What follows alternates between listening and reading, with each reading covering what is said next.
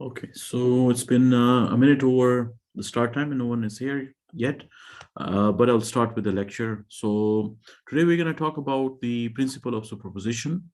And in this technique, what we do is that a circuit having multiple sources, uh, multiple independent sources, we can evaluate a particular quantity within that circuit by uh, calculating the effect of each independent source individually, right? So what we do is we shut off one of the source. Let's say if there are two sources, we shut off one of the source, do our analysis, calculate the value, let's say if it's a current or voltage, and then what we do is we uh, turn off this source and turn on the other one that we've shut down earlier, and we do the analysis again, and then we combine the two quantities, and that's our total value. Okay. Hi, Drew. So I started the session essentially. I was just saying that the superposition principle is the topic for today, and this basically superposition principle means that if we have multiple independent sources within a circuit and we have to find a particular quantity, let's say a current or voltage, uh, what we will do is we will calculate the effect of each independent source uh, individually, right? So what we do is we turn off one of the source, find the effect on that quantity, and then do the same thing for the other one, and then we add the two values, and that's going to be our result. And when we're doing analysis, as far as the calculation is concerned, we use all the techniques that we have learned so far, any one of them uh, that applies to that, and you feel like that's the best course of action, you can employ that technique. So let me just write this, these steps. Okay, so the first step is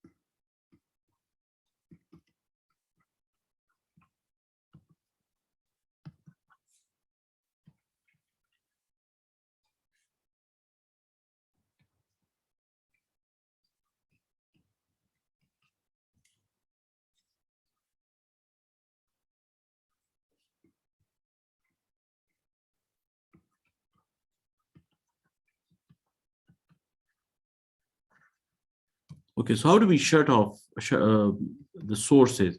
So if it is a current source, we replace it by an open circuit.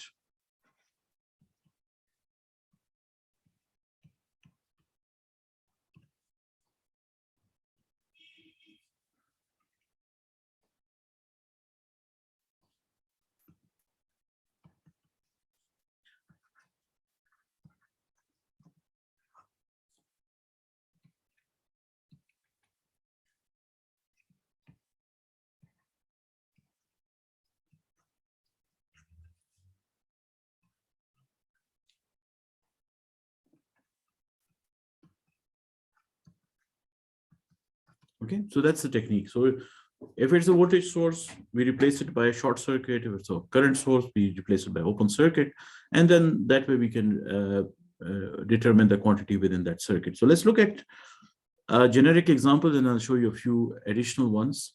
So let's say if I have this circuit here having a voltage source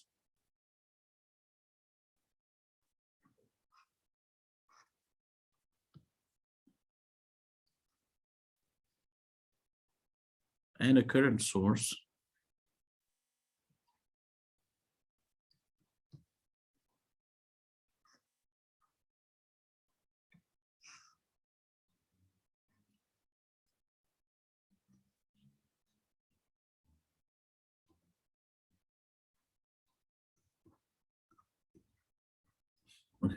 So if we were to find the value of V sub O, we know that the V sub O should be equal to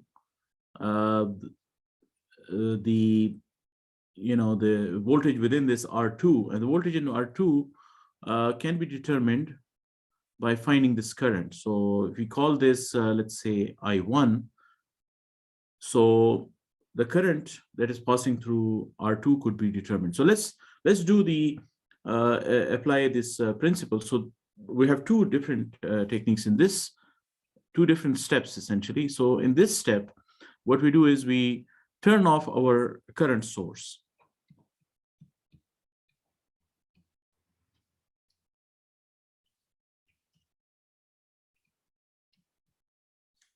Okay, so if I turn off the current source, I'm left with this voltage source.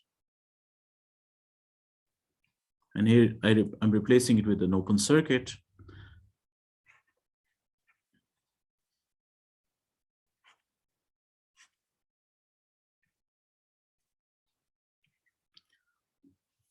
Okay, so in this case, what I could do is just label these quantities here. So if I look at it, this is the series circuit that I have, right? So it's a series circuit with a voltage source and R1 and R2.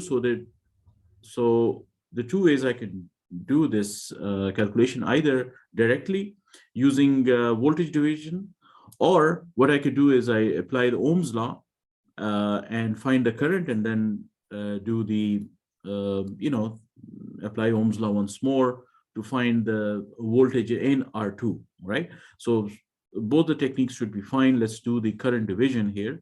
So V sub O is the voltage across R2. So I can then write this with this equation.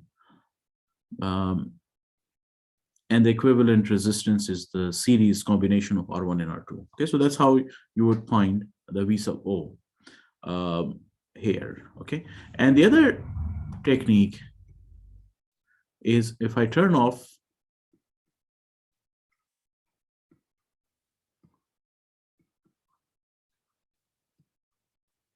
or the second step essentially. So to do that, I will replace this by a short circuit.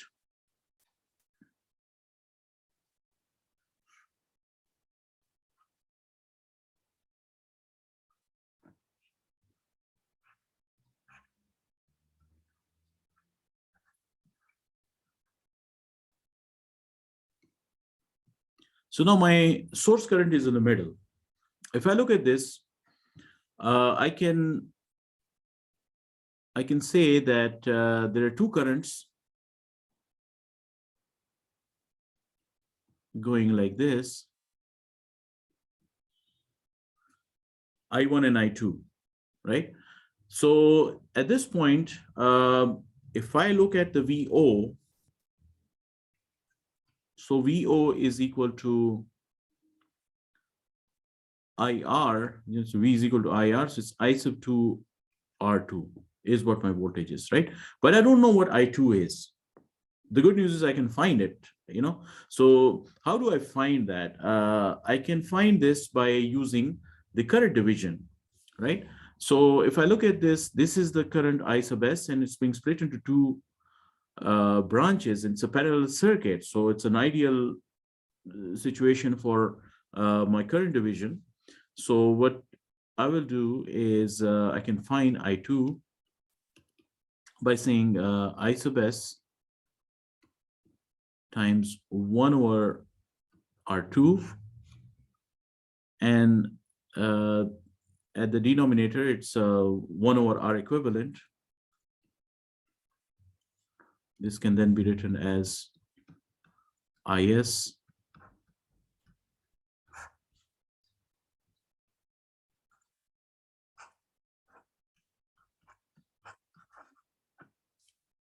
if we want to further simplify it, we can say this is IS over R2 And over here, I will have R1 plus R2 divided by R1, R2. Okay, so I took the R1, R2 as a common denominator, and R1 and R2 are the factors to it. Essentially, it'll be R2 plus R1, but I rearrange them to write it as R1 plus R2, right? You can do some cancellations there, but we'll hold off on it for now. And then V sub O can be written as I2 R2. So now I have IS divided by R2 over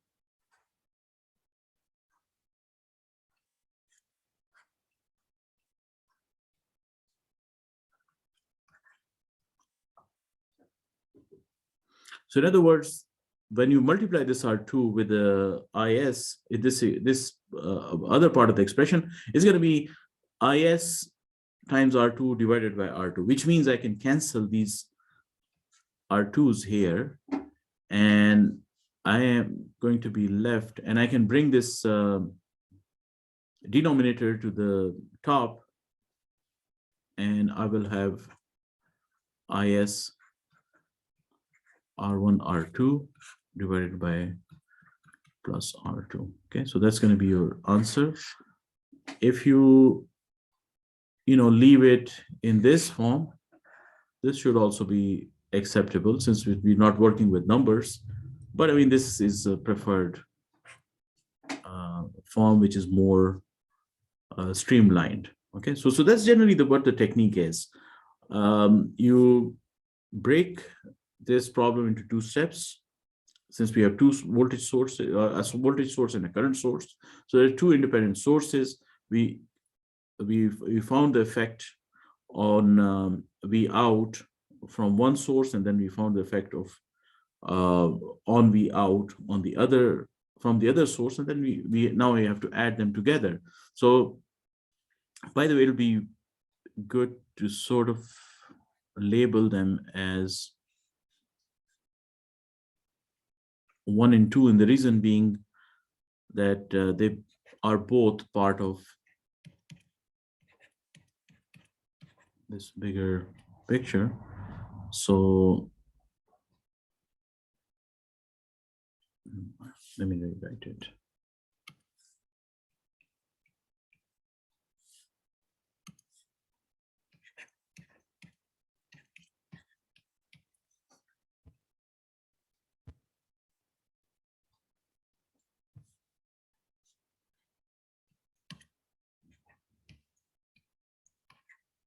Now I'm replacing the values.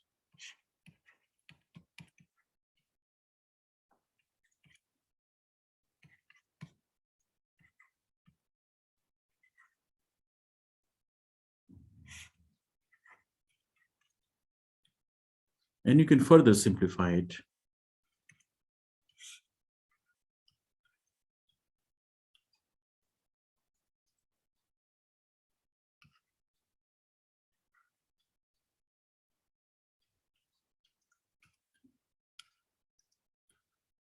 Okay.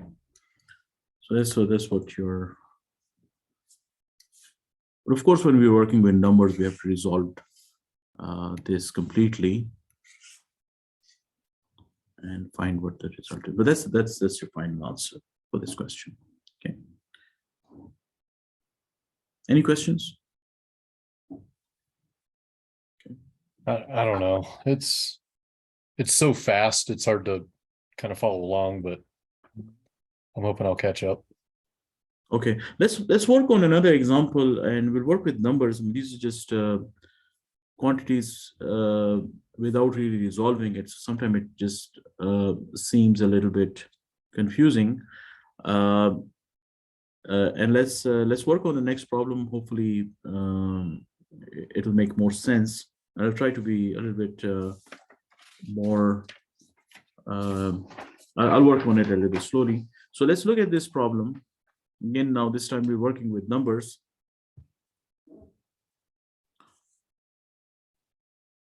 So I have this circuit with a voltage source.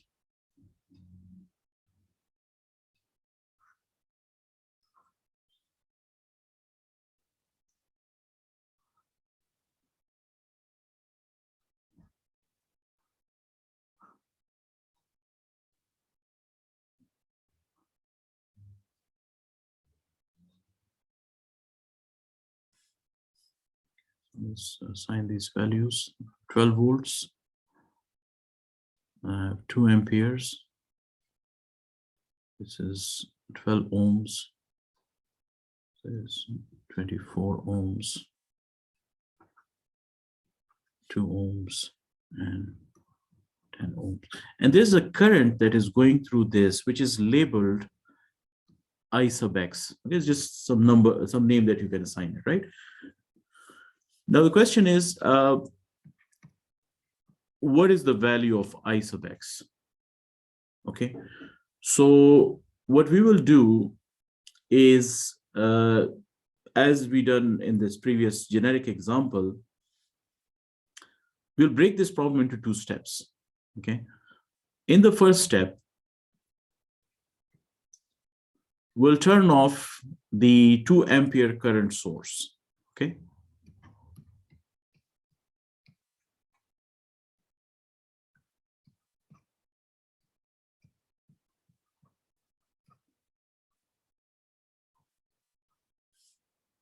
Okay, and when we are turning it off, we are replacing it with a open circuit. Okay, and I'm going to be left with this 12 volt source, and I'm going to find the effect of this 12 volt source on I sub x, and what will be the value of I sub x under 12 volt source individually, right? So we're finding the effect of that. Now there I have 12 ohm resistor. The source is gone, so it's replaced with the open circuit. Now I have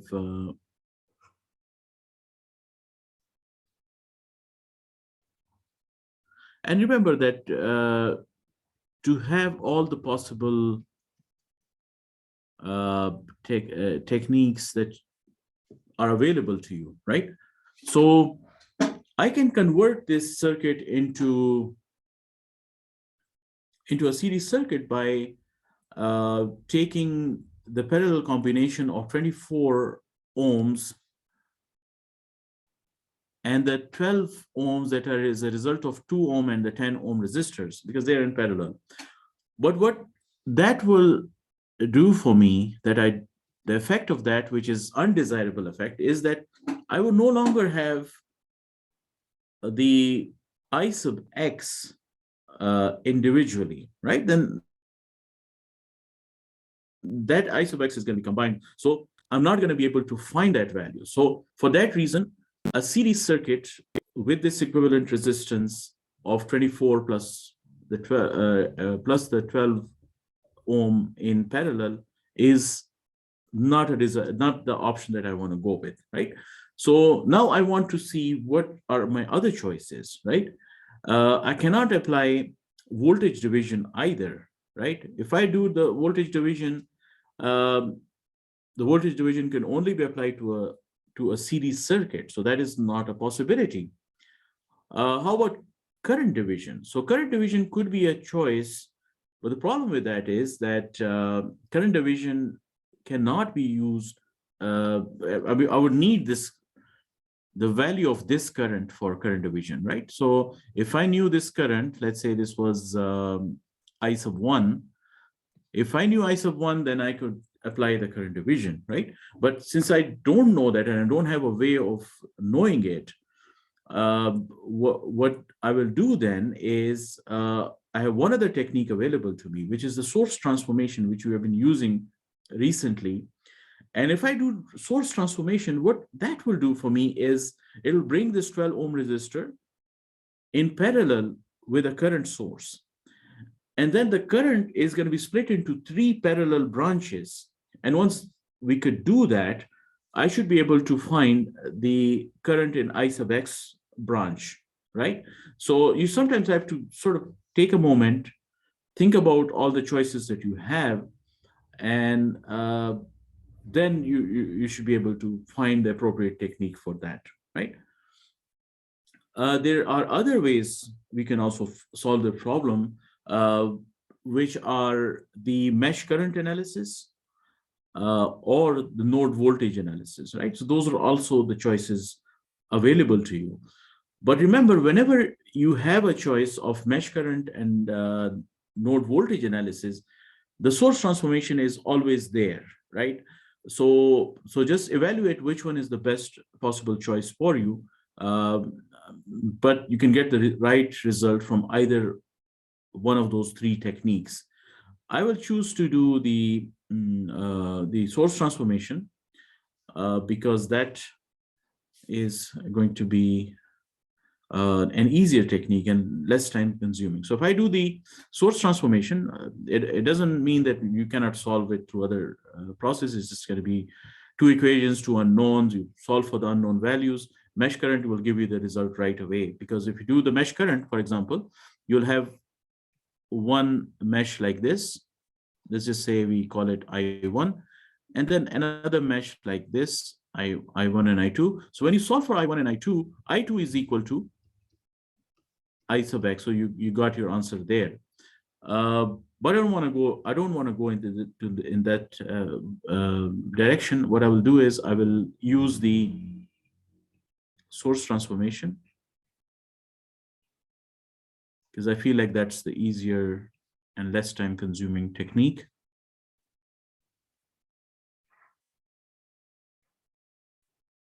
And remember, there is a resistor at the bottom also, so do not forget the effect of that.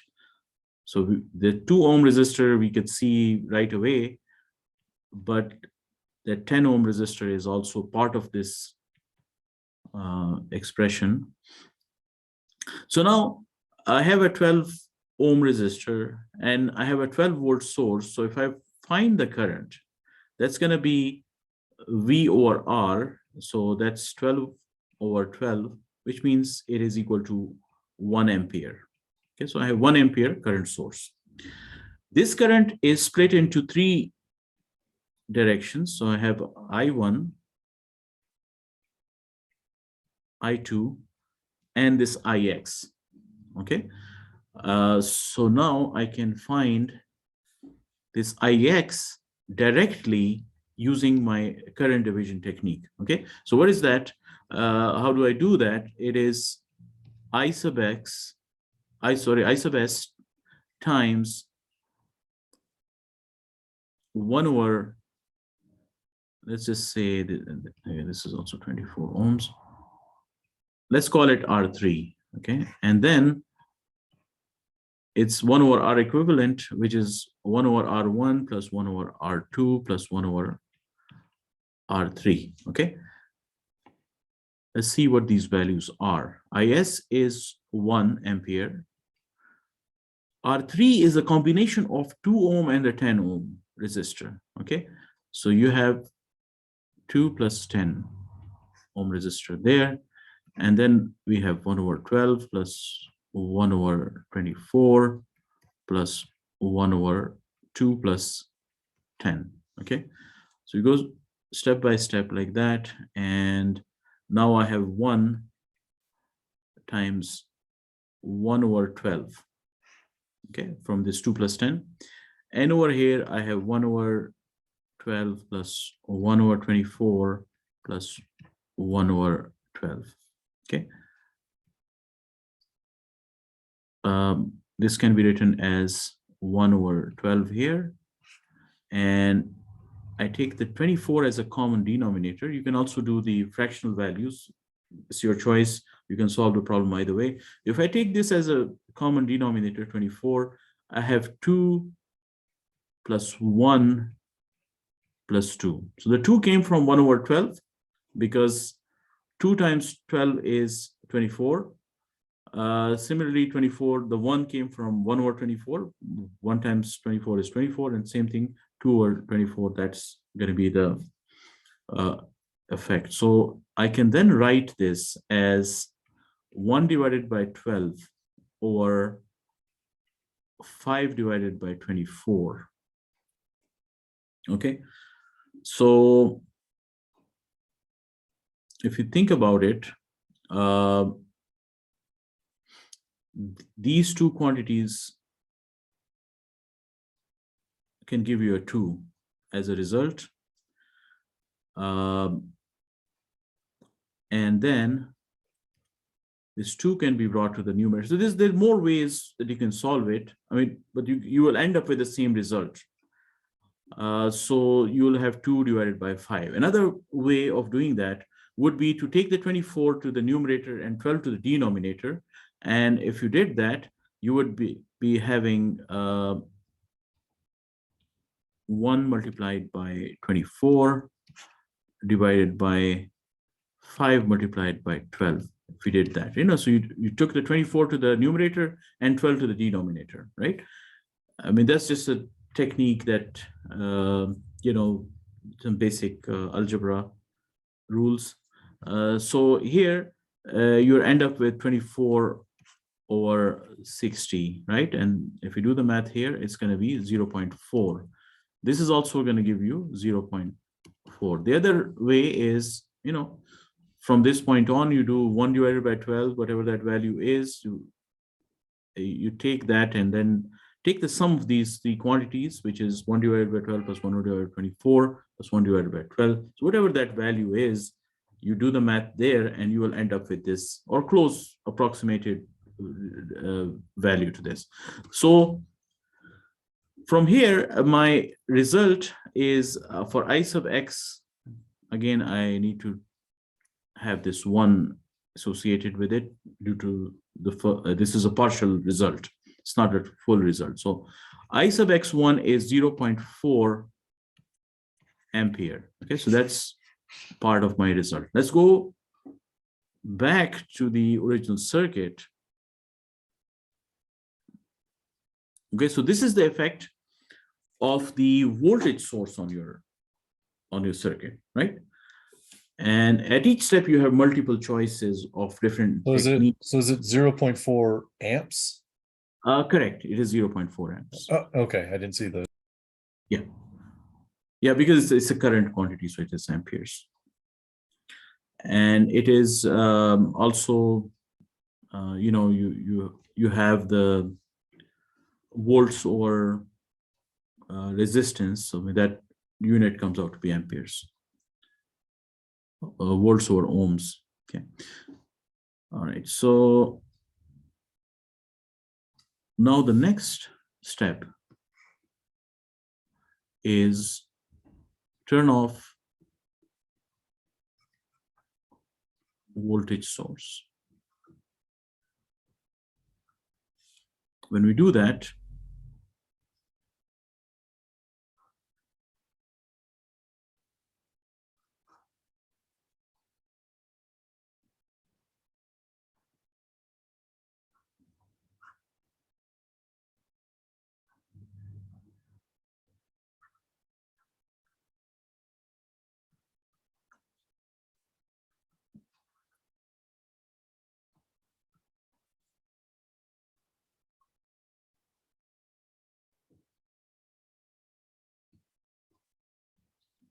two amperes.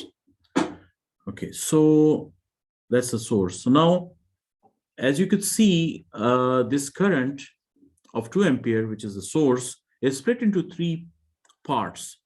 The first part goes like this, and that's I1. The second part from this node goes in this direction. And the third one is IX, right? So it's very similar analysis. Your equivalent resistance is going to be the same. Your evaluation of the, IX is going to be in a similar way. By the way, this is IX1 and this is IX2. So now IX2, using the current division technique,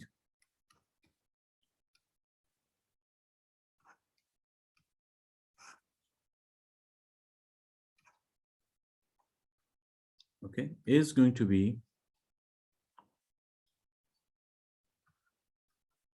2 ampere times 1 over 12, since we did the 12 before. By the way, you can choose not to write the units if you want, since they are typically when you have a milli ampere, or if you have let's say kilo ohms, then it makes sense because you don't want it to affect your final outcome. But if they're straight units, then everything is fine. So now over here, I have 1 over 12 plus 1 over 24 plus 1 over 12. Just by observation, you can also think about this result that it will be twice as much as the previous one, right? Because it's previously we were evaluating it with a 1 ampere current source. This time we're evaluating it with a 2 ampere current source. So when we do this, but we'll go through this analysis. So we have 2 divided by 12, and here we have a 24, 2 plus 1 plus 2. So we have 2 divided by 12 or 5 divided by 24. Okay, so I'll do some cancellations here. So this is 2, and this 2 is going to go up to the numerator.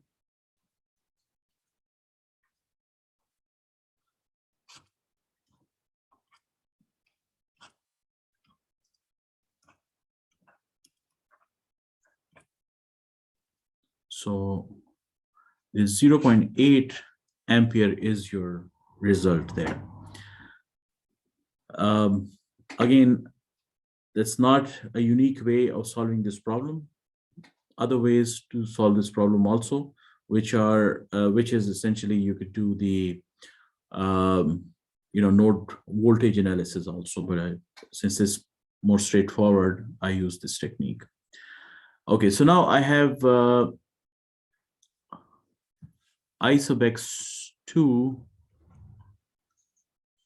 which is 0.8 amperes. So now I can find my I sub x, which is the combined effect of the 2 currents. Okay, so one is 0.4 amperes, the other one is 0.8 amperes. So I sub x could be found as 1.2 amperes. Okay. So hopefully this makes a little bit more sense, since now we are working with numbers, right? And when you work with numbers, you actually end up with a result rather than just some expression, right? Expressions are a little bit difficult to sort of visualize and understand, but numbers from these, there's similar type of equations, but at the end you get some numbers here. Okay, any questions about any of this analysis, or anything about alternate techniques that you could have applied? No, it definitely helps with like numbers, like it's more relevant. It's not just the theory of it. So yeah, okay, good. So I'm glad it made more sense. Let's do another example here.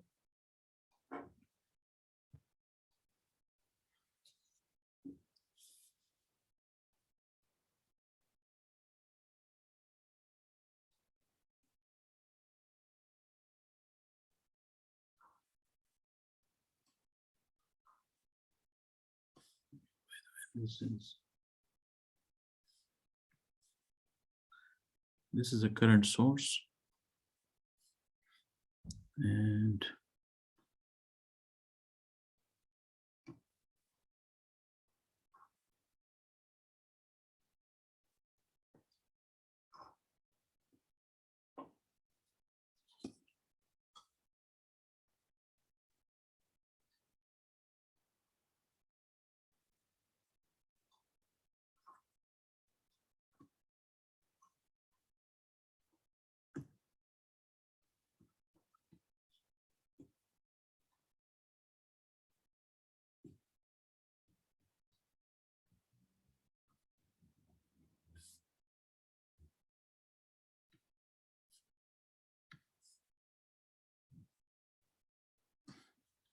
and we have 6 milliamperes here, and there's a current that is going through here, which is I sub O, and we have to find the value of I sub O here. Okay, so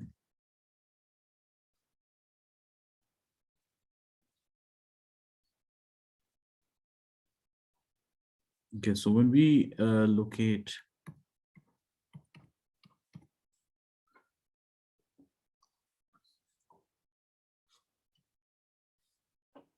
so in this case we turn off our voltage source.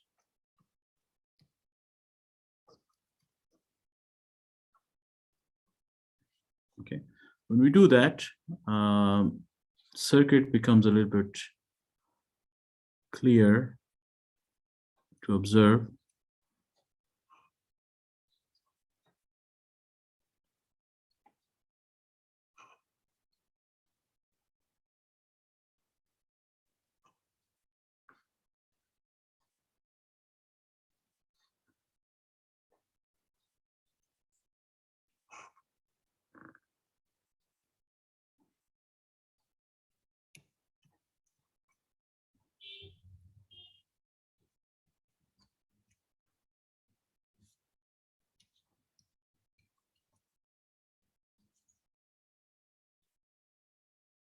Actually, I'm sorry, I missed one resistor.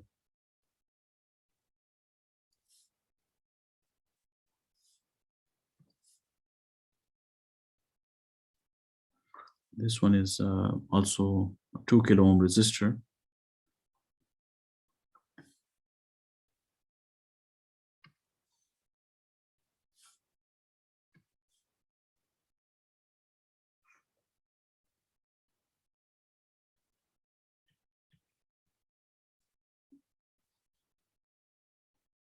And then we have to find what is the value of this I sub O1. Okay. When you think about this, this current is split into two pieces, right? So, I mean, technically it's split into three pieces, which is, let's say this is I1, I2, and I3, right? But at the same time, we could say that I sub O1 is equal to I2 plus I3. That's further splitting from that point. So if in this case, there's no harm in combining these two resistors into a single element. And when I do that, then I can determine that this I sub O1 is completely going through that, entirely going through that that element. The other way of doing this is going to be finding I2 and I3 individually and adding them together. Either way, you can visualize it and feel comfortable. You can use those and they will have the correct answer for you. Okay, so I would choose to combine them together because it's kind of obvious to me that IO1 is split into two pieces. So then if I combine them, it's not going to have any impact on my analysis. So therefore, what I will bring the circuit to this form here.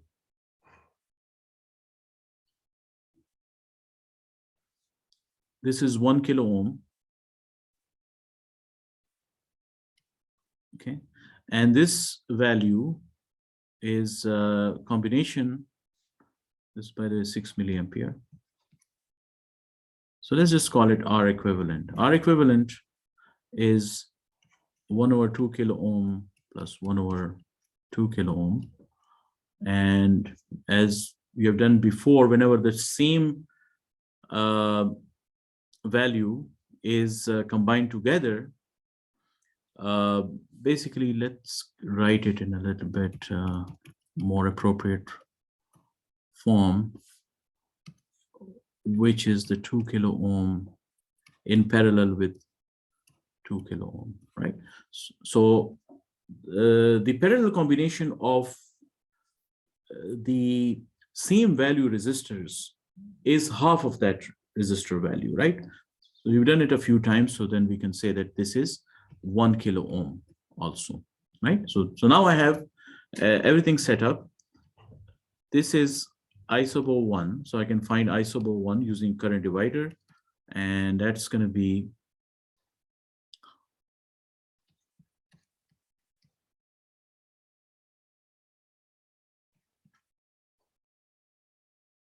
okay. Let's just, since R equivalent is kind of redundant, so let's just name it R2, for example. So this is 1 over R2, and over here I have 1 over R1 plus 1 over R2. Okay, assigning values to it. So I have 6 milliampere times 1 over 1 kilo ohm. And then I have these parallel 1 kilo ohm resistor. Again, same rule applies. So it's going to be 0.5 kilo ohms. Okay.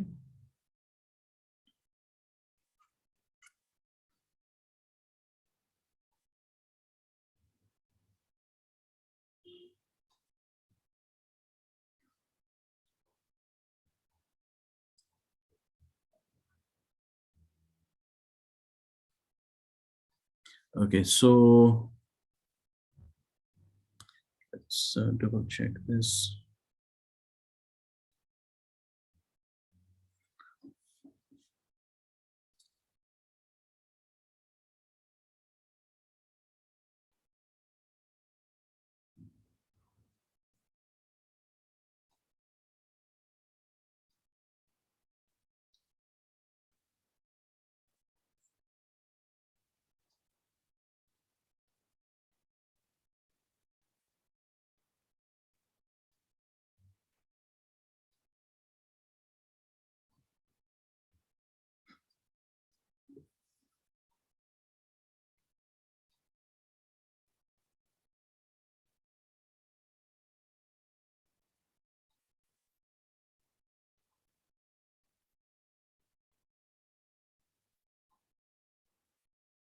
So if I have 2 resistors of 1 kilo ohm,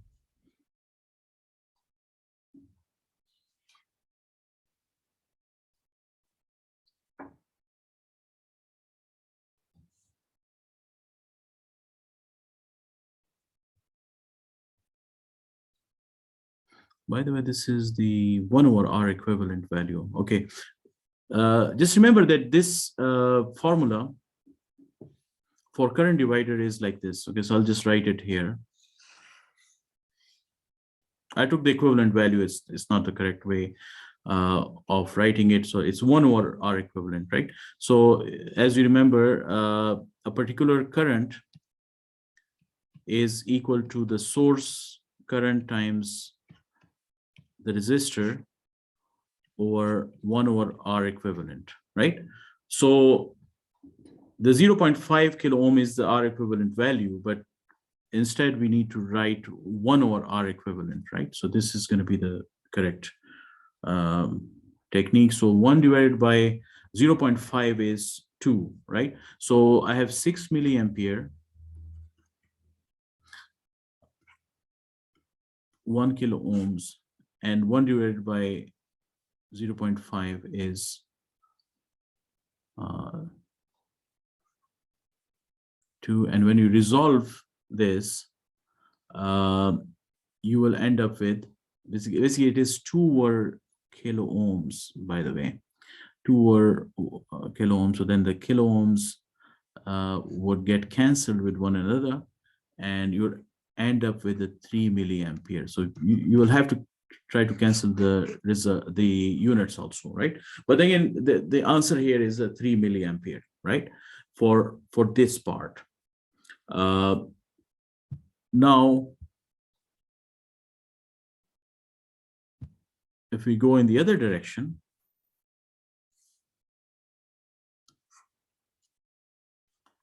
and this time we're turning off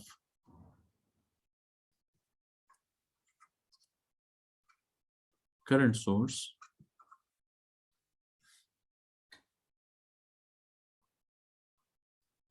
So open circuit here.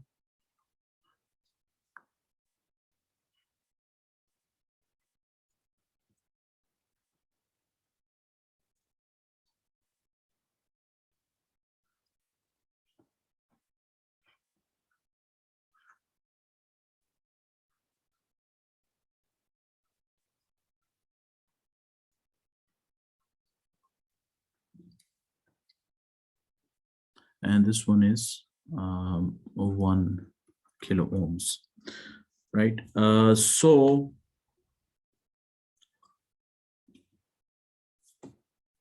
what we could do, I mean, this is a circuit that is sort of, you can view it as a circuit that is sort of upside down, right? In this case, you see the negative terminal of the battery is connected here. So if I use this node as VREF, that should be, fine. And over here, I will label this as a V, right? So in this case, since it looks like a single node, right? So if it is a single node, that means it's one equation, one unknown value. And I can solve this problem with one equation, one unknown. The other technique, if you choose to use, is you can find using the source transformation, convert this 12-volt voltage source to current source, and then do the current division there. But I feel like it's more suitable to use voltage, the node voltage analysis here, since there's only one node. So let's get this result from there. So now let's looking at this node. Since this part is the left part is essentially has no impact because it's an open circuit. So the current that is going through here is also this I sub O2, right?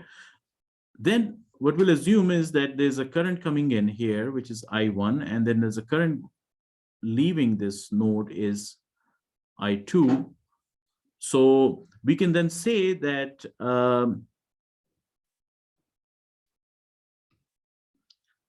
I1 minus I2 minus I sub O2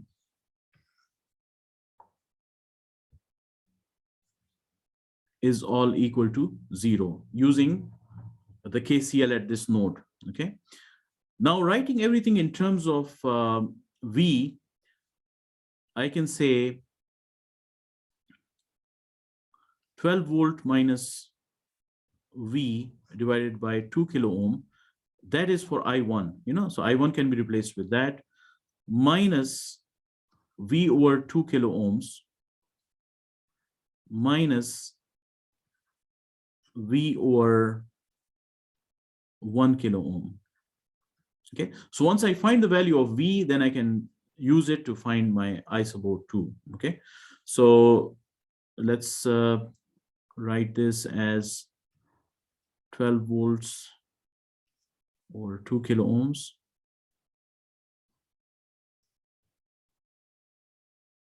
minus V over 2 kilo ohms minus V over 2 kilo ohms minus V over 1 kilo ohm is equal to 0. Okay, and if I take this to the other side, so I have now I can combine these three V terms. So I can say minus V, take it as a common quantity, is 1 over 2 kilo ohms plus 1 over 2 kilo ohms plus 1 over 1 kilo ohm is equal to minus 12 over 2 kilo ohms, right? The minus minus can be cancelled. And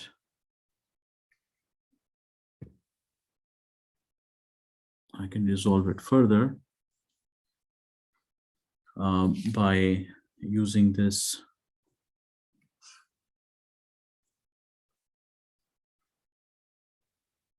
two, and this is going to be 1 plus 1 plus 2, all times V is equal to 12 over 2. Okay, so by the way, this kilo ohm, there's a unit of kilo ohm here, and there's a unit of kilo ohm. If you're interested in units, let's do that. And this is 12 volts, by the way, right? So these units could be cancelled with one another, and you are going to be left with 12 volt only there, right? So now I do cross multiplication here, and this sum of these three quantities in the numerator is 1 plus 1 plus 2 is 4, and I have V is equal to, okay, let's not skip this step. Let me just do the cross multiplication. Okay, so I do cross multiplication. So I have 2 times 4 times V is equal to 2 times 12. Okay, so this is equal to 8V is equal to 24. Dividing both hand sides by 8, you have 24 divided by 8. So you have 3 volts here, right?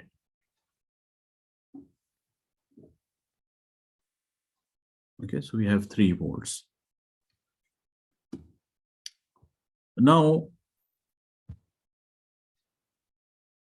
looking at this I sub O2,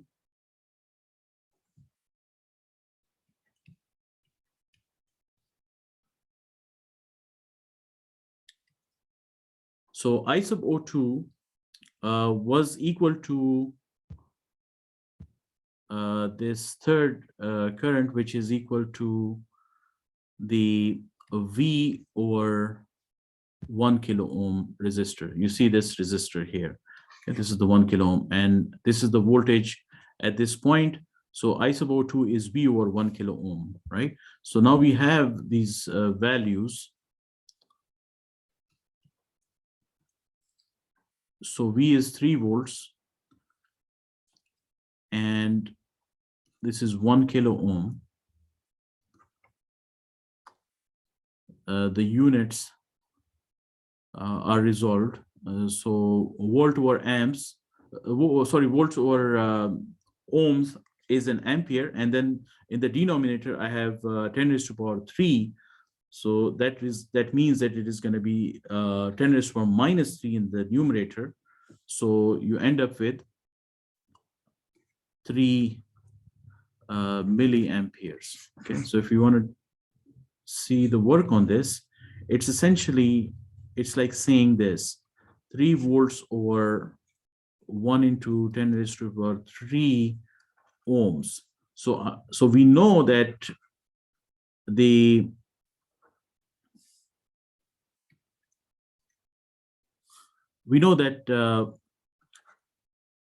volt or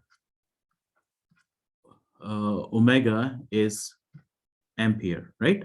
So 1 volt over 1 ohm resistor is 1 ampere, right? So voltage difference across a voltage difference of 1 volt across 1 ohm resistor would create a current of 1 ampere based on Ohm's law, right? So therefore this is ampere, and essentially we can then say that it is 3 ampere divided by 10 raised to power 3, right? So 10 raised to power 3 is 1000, so you get 0.003 amperes, right? In other words, you can say it's equal to 3 into 10 raised to power minus 3 amperes. So if you, I mean, this is how you can resolve your units, but just it's sort of common knowledge because we're working with three quantities, right? So we're working with, voltage, current, and resistance. And we know the relationships between these three. And based on that, you can determine the unit. So over here, you'll have a milliampere, okay? So you have 3 milliampere from here. Now, I sub O is equal to I sub O1 plus I sub O2, which is 3 milliampere plus 3 milliampere. So I sub O is 6 milliampere, okay? This is a little bit tricky question in the sense that the voltage source is given sort of upside down, which changes the equation a little bit. The reference VREF typically would be on the side of the negative terminal of a voltage source, right? So over here, the reference voltage is on top, and then the V is at the bottom that we're interested in, okay? So that's this question here.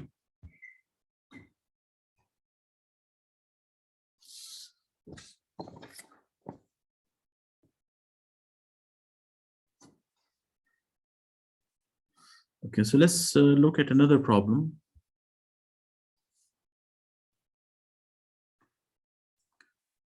Here I have a resistor at the top.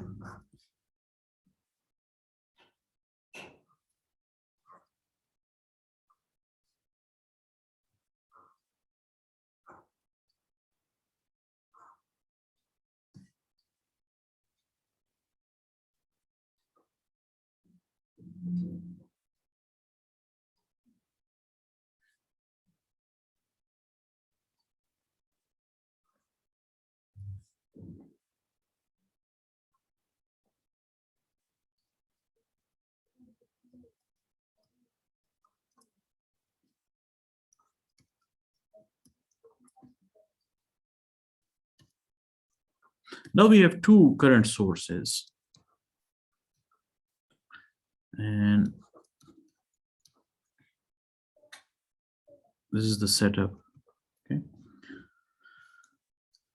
So we'll turn off one of the current sources in the first step and see the effect on the circuit. So let's look at this.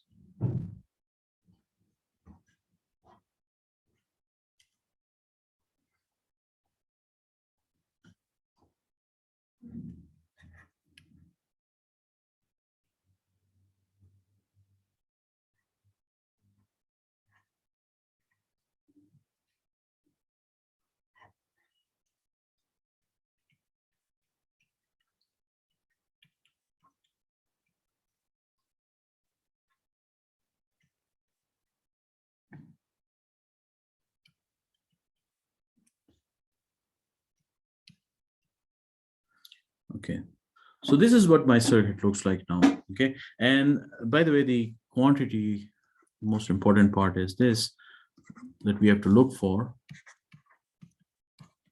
We have to find what the effect of these sources are on V sub O as listed here, which is the voltage across a 2.5 kilo ohm resistor, right?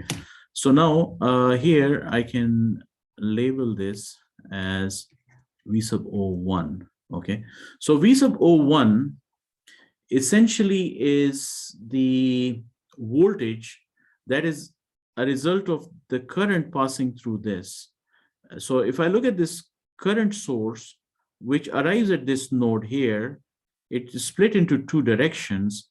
So that we call this I1 and this one is I2.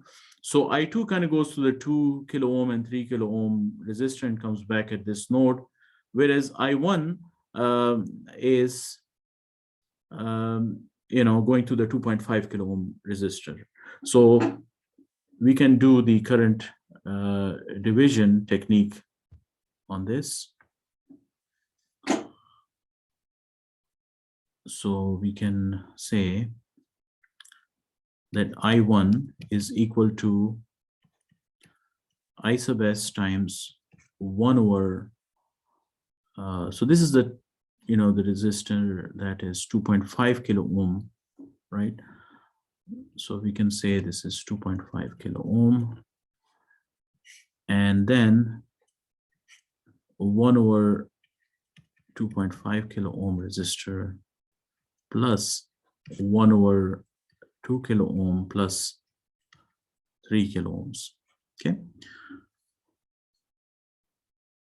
Just to simplify it a little bit further, IS value is placed there, which is 20 milliampere.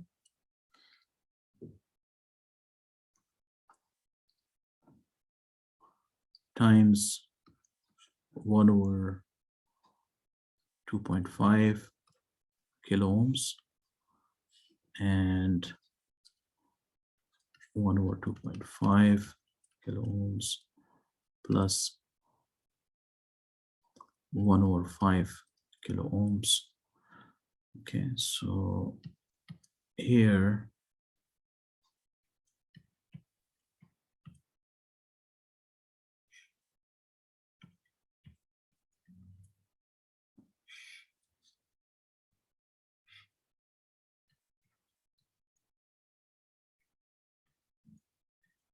I took 5 kilo ohm as a common denominator.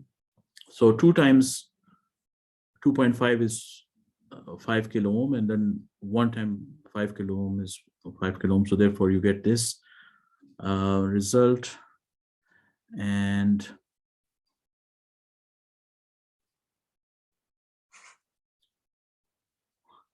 so you could see, we can do some cancellations here.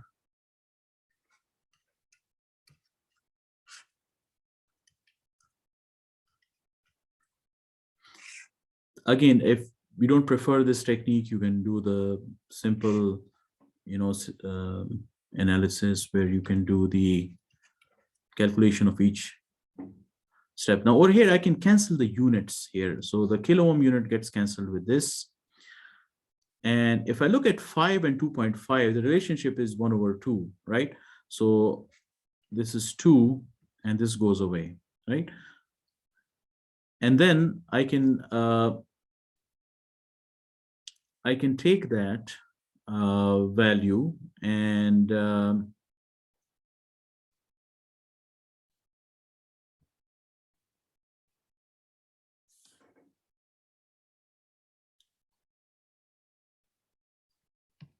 simplify it further. So I have 20 milliampere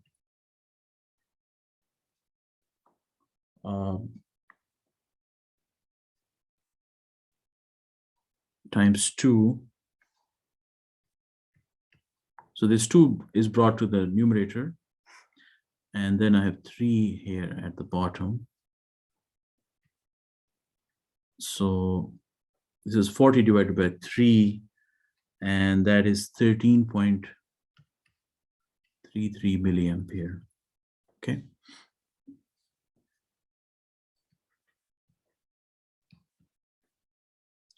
So VO1 can then be solved as the current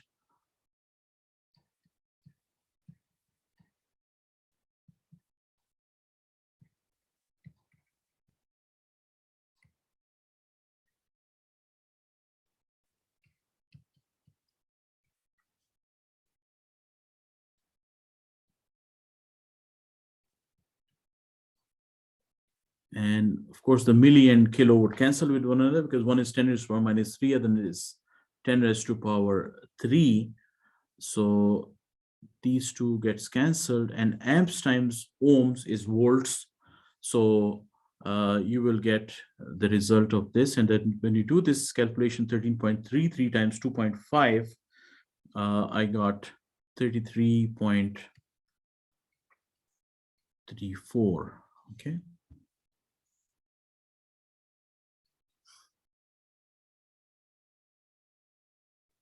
So that's what I got for the first step.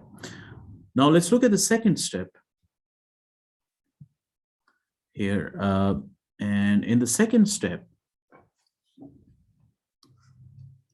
we're turning off the other, basically the 20 milliampere source. And what we will look at now is the effect of the 10 milliampere source, right? So there is a resistor there, comes to this node.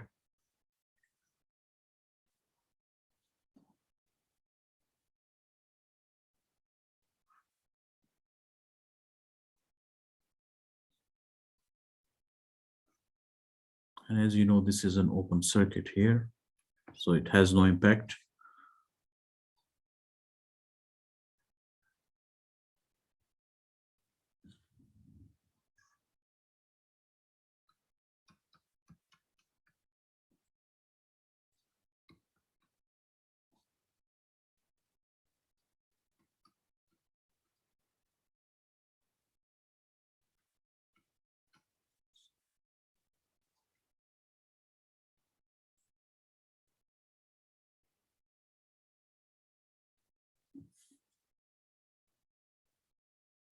Okay. So now this is my resulting circuit, right? Now, if you think about it, we are looking at this V sub O2, right? And now the node of interest for me is this particular node here. And the current is split into two directions, like this and like this. And then this current then sort of passes through this path and passes through the 2.5 kilo ohm resistor, right? Now, I can label these. I can label this I1 and this one as I2. And again, apply the current division here. So my I1 is going to be equal to I sub S. Since this 3 kilo ohm resistor is also in the path, so we have to consider that, right? So therefore, this resistance is not going to be just 2.5 kilo ohm. So it's going to be 3 kilo ohm plus 2.5 kilo ohms, right? So that's going to be the, the value. These two are in series. Since the middle part is just an open circuit, there's only one path to go. So these 3 kilo ohm and 2.5 kilo ohm resistors are in series. And the other one is the equivalent value of this circuit where the current is split. Remember that 5 kilo ohm is not going to be part of the picture. That resistor is not going to be part of the picture. So the 2 kilo ohm and the combination of 3 and 2.5 are going to be what we'll be evaluating. So we'll have 1 over 2 kilo ohm plus 1 over 3 kilo ohm plus 2.5 kilo ohms. Okay, so we have that. Let's simplify this a little bit and assign these values.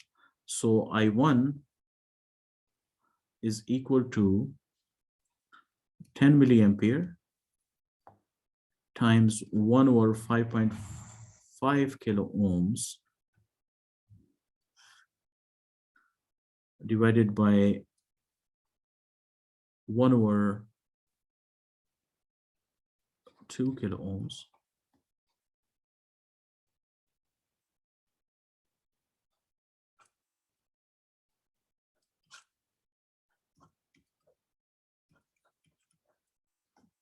Okay, so this is what I end up with.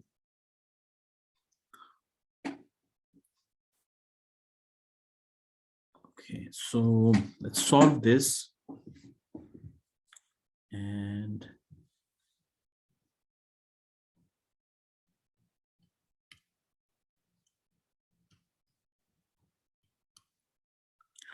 Okay, so if I combine, again, you can do simple arithmetic. And by the way, are you able to listen to me, Mike, Drew, or you're still having issues?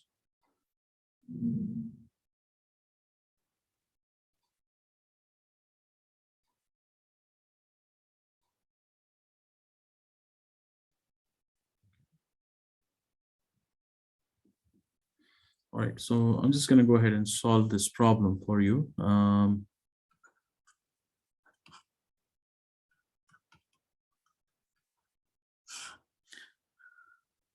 I take a common denominator of 11 kilo ohms, which is going to result in 5.5 kilo ohms plus, well, it's actually just 5.5, no kilo ohms there.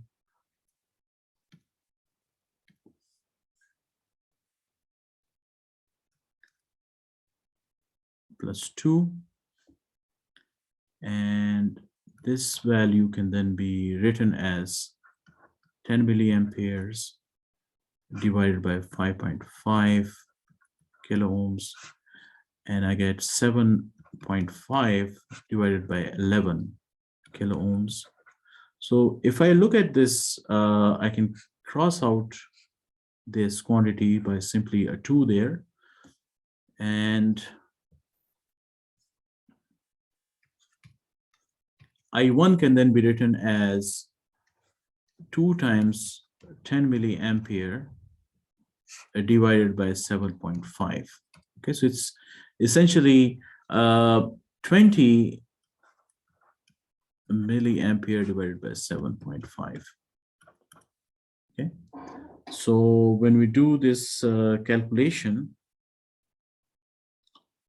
I'm going to get 2.667 milliamperes.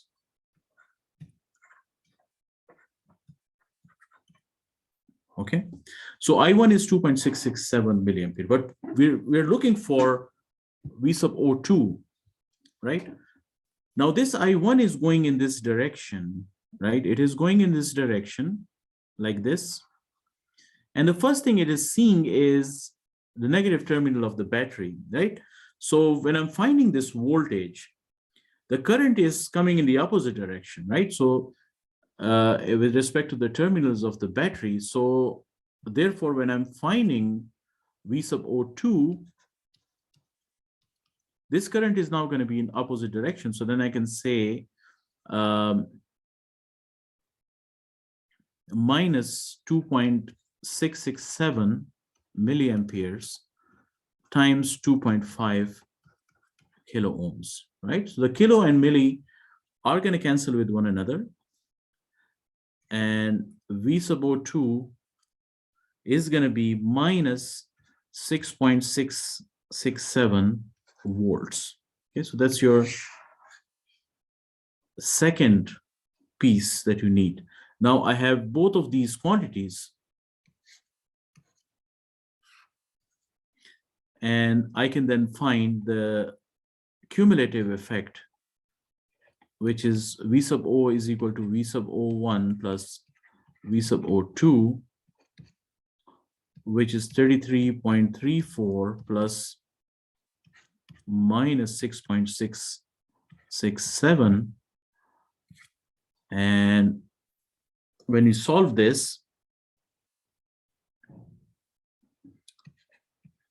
V sub O is 26.66 volts. Okay, so that's basically the technique. So we have seen 3 or 4 different examples during this session where you can evaluate a particular quantity using the effect of one source, and then you turn off that source and you find the effect of the other sources, and essentially you get the cumulative result in this way. Okay, so I have assigned a homework that can be viewed in your, I believe it is listed as IP7. And under IP7, there's a homework assignment, which is focused on doing the Thevenin and Norton equivalent circuit analysis. So that is going to be due after the break is over. So if you want to dedicate some time over the break, or this couple of days before it, you can do to solve that. And if there are any questions, as always, I'm available to respond to them. So you can reach out to me through the CTU Messenger or through email, or you can set up a a phone call or a video conference, and we can have discussion about it. Okay, so please reach out to me if you have any questions. But this topic we're concluding here, and have a great holiday, and I will see you after the break. Thank you so much.